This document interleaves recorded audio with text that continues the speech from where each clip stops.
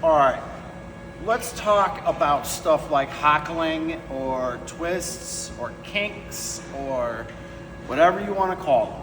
They suck. Let's talk about melting ropes and glazing your brand new $300 rope. So with one of these, I'm sure you're all familiar. Almost all the force that exerts on the rope happens in this first contact point right here. That's what's melting your ropes. So besides pressure from the loads, it's a lot of friction. With a jailbreak, as you can see, it's aluminum and it's a natural heat sink. And because you're not constricting around that one single spot, all the forces on the rope are distributed through the entire device.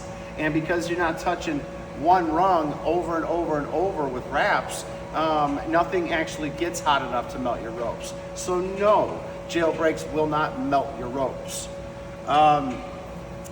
Hackling or twisting. Wrapping your rope around any cylinder, and I don't care if it's a $150 made in Taiwan cylinder or a $4,000 turnbuckle made in America. If you wrap your rope around any cylinder and then run that rope over it, you're gonna get rope twists and hackles,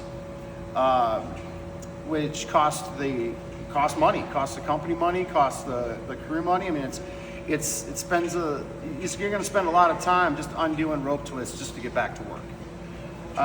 Because the jailbreak does not wrap your rope around a cylinder, it's actually serpentines through the device, you will never see a hackle. Milking a rope, when you end up with a 4-foot tail of sheath coming off the end of your rope, or the core coming out, that happens too because of these guys. So milking is dramatically reduced.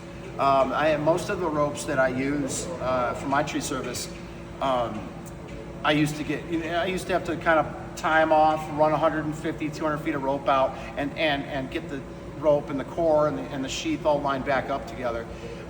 Some ropes still milk a little bit on a jailbreak, but nowhere near what I used to experience before I made these.